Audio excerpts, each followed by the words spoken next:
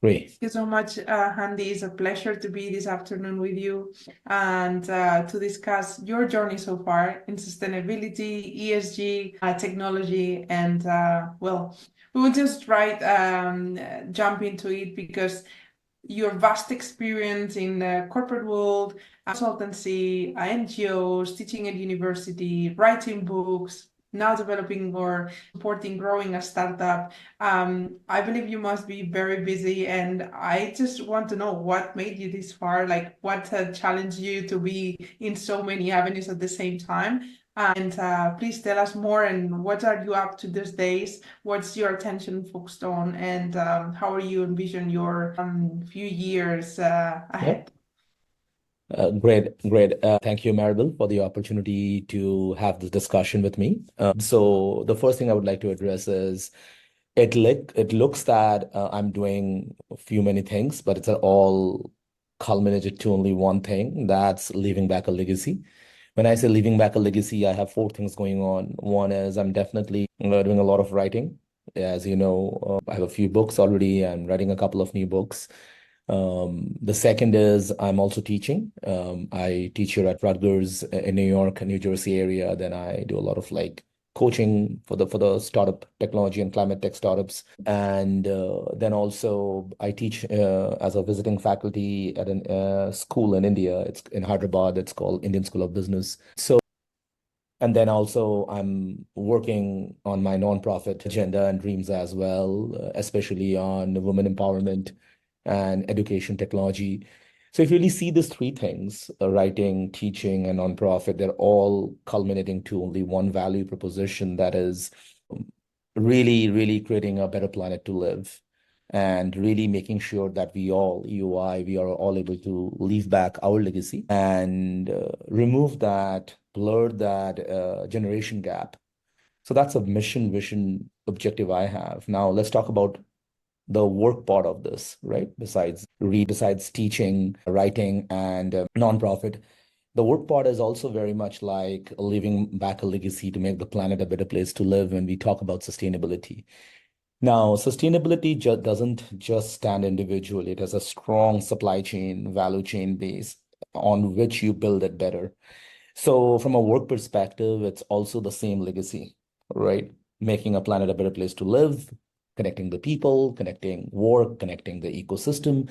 So I feel that when I wake up in the morning and when I go to bed, I don't feel overwhelmed because for me, they're all three, four things. It's actually four things into one dot. That dot is very important to feel and realize that I have only one dot that I'm going after. So that's kind of my spiritual mission, vision, objective on this. Love to continue a little bit more if you want me to, or do I like, but I will take a pause here. It's very interesting what you said, that is everything comes to the same dot, to the same purpose, to the same point, and where everything flourishes. And it's at the end of the day, I believe it's sustainability, but also your path through sustainability. So you are becoming your best self in a way Yeah. through sustainability, living that legacy. So I'd love to understand why sustainability, how you came into this field. Of course, through supply chain and teaching and being of service through your different avenues is it makes sense, right? Especially writing and teaching, but how or why sustainability and not any other now, because it's a cool topic, but before you've been here for years researching and teaching and working on the field, so why sustainability? So since I have started my career, I always was finding that one edge on where I call it green and green merge, green from a dollar perspective, green from an environment perspective. So when green and green merge, again, that dot, it's all about that dot, right? I call it a nirvana for me, right? Where I feel like I'm doing something with a purpose and for a purpose. And again, sustainability, such a topic is not new at all. I call it a net new, which means that that specificity of sustainability is so new that to pull it on top of supply chain, or let's say fintech, or let's say social diversity, governance, risk, compliance, that net new is so like interesting. I feel like it could be a career of its own. So that's where I spun off myself from a pure supply chain person to a sustainability person. Supply chain was giving a purpose too, don't get me wrong, but it's also giving me now with this sustainability angle on top of supply chain, value chain is giving me a better feeling of doing good, or we sometimes call the living for good, or there's a sometimes the UN people call it AI for good, right? So that's where I say sustainability for good, right? So Yeah. that's where my that would say why sustainability and me. I think it's quite interesting what you're saying because at the end of the day, we cannot make any progress in sustainability unless we have technology. So I believe what you're doing here is beautiful. You're sort of blending also supply chain, understanding the 360, the holistic view, what the impact means. So you are driving positive impact through technology with the different initiatives you're creating, and having that as a drive. If I understand correctly, at the moment, what are you more focused on in that mission? Because this is like a life purpose, right? Yeah, With the absolutely, yourself. absolutely. So What is your focus at the moment? absolutely. So great question, actually. So focus again, it's a dot. The theme of this conversation is that dot, right? So I feel like I'm very lucky. What I wanted to do, I have done. I've tried it all, as I call it. Much of failures than success, which is also a great feeling because there's always a hope. And then also, I feel like now I would like to focus more on transformation. And transformation is not only from a supply chain or sustainability, but I feel like I'm having an inward journey of transformation to because where I was in 2019 and where I am right now, because we have a very unique inflection point of my startup as of February of this year. I actually kind of, I would say, uh, I would say I kind of taken a step back because of certain exclusivity we had with AWS and others. So now the company is kind of running by its own. So to answer your question, I call it Life 3.0. 1.0 was consulting, 2.0 was entrepreneurship, 3.0 is where I'm starting. I feel like it's an internal transformation where maybe I'm a generalist right now, but anything I am doing, I'm touching, I want to transform. So for me, the sweetest word in my head is now transformation, be it internal, be it a business project, be it a conversation. I'm always trying to see that am I able to bring value? Am I able to transform somebody's thoughts in a direction that the other person is comfortable with? And also transforming any supply chain program. So to answer your question, I feel like for me now onwards, it's all about transformation. But that is not easy, right? When you try to bring value in every conversation, then it becomes a torture in your head that am I bringing value? Am I bringing value? Should I be in this meeting? Should I be in this social conversation? That's tough, right? So that's where balancing is important. So the first message is transformation. Second is balance, because if you try to transform a lot, then that's a challenge, right? Because then it becomes a pressure on you, right? And the third piece that I will say is, so first is transformation, second is balance. Third piece I will say is that I think this was a theme in some of the conversations we had today and before also. We can bring as many transformation as we can.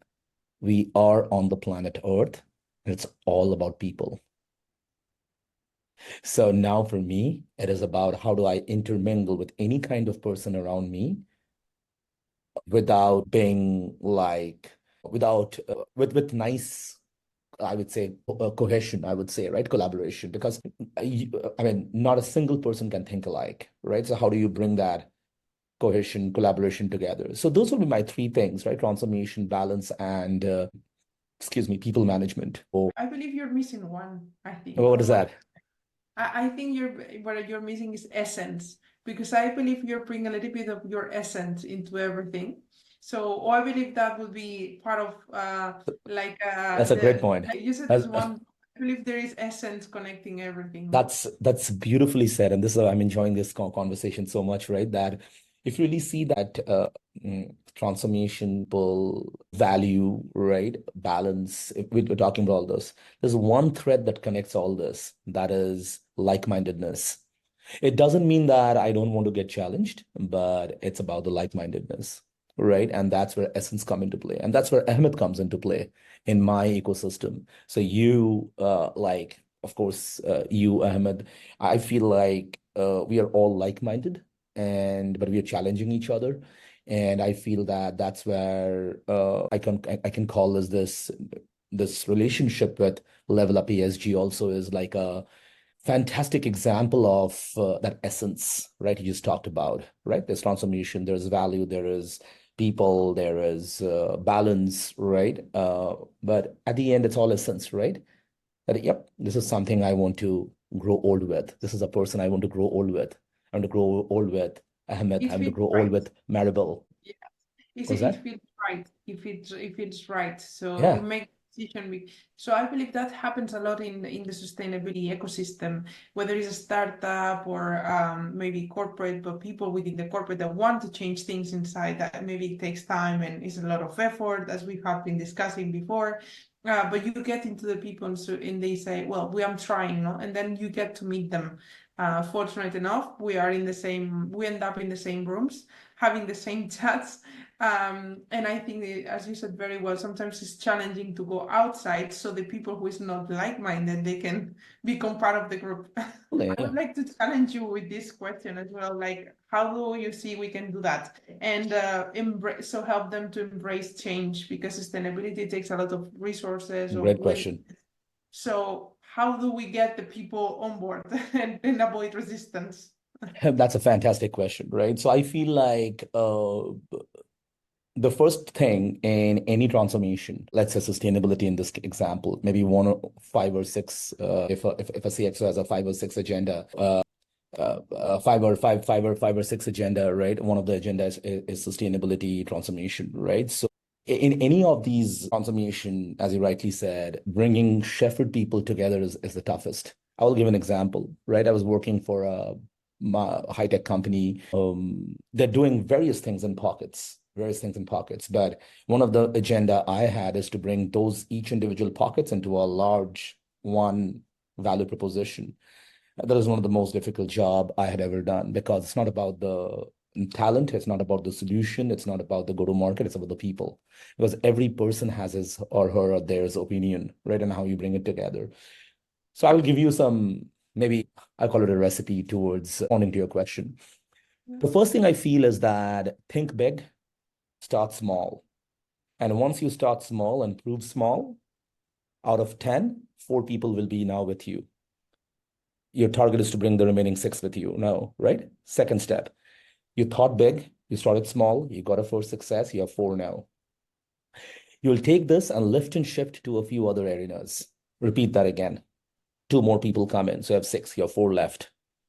You connect a proof of concept 1 and proof of concept 2 in the same thread, so that it's not a repeat, but it's kind of lift and shift and some more and more value coming up.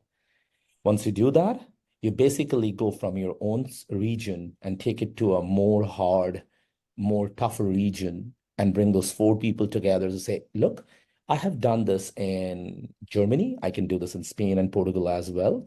And this is how the plan should be transforming. When you're manufacturing, let's say, a bottle of wine or a winery business, how do you change it? And you will convince them, look, you should have a better packaging solution around it, because that's how Germany has done it. So now that's the remaining 4 will come in. So the message I'm passing here is that I think you already got it, is think big, start small. Proof points is the best way to convince, because there are various personas in the ecosystem. So the book which has influenced me the most, it's called Surrounded by Idiots, right? It has red, blue, green, and yellow characters, and how all these characters you bring together in a successful transformation. So I feel that that's a step. You will think big, start small, quick wins, win after win, and then basically you go after that. So I would say that that's where my mindset is, that these people transformation are the most difficult transformation, right? And if we think big, start small, proof points at a certain discrete points, connect all those, lift and shift from a region to a country, and respect each other's culture. That's important. Respect each other's culture while you're transforming it, you automatically create a cohesiveness. The adhesive is more stronger than ever. That'll be my recipe for bringing the remaining 4 people together. Now we have 10 people together. And 10 I think has 1 and 0. Remove the 0, it's 1. You put it beautiful here, but a point you just said now is so important and many times gets lost is the interculturalism and the facts of the interculturalism at the workplace and how we make that and how we have that into perspective when we are actually doing change making or change management. Let's put it this way in a business through sustainability or any other change, technology implementation, whatever it is.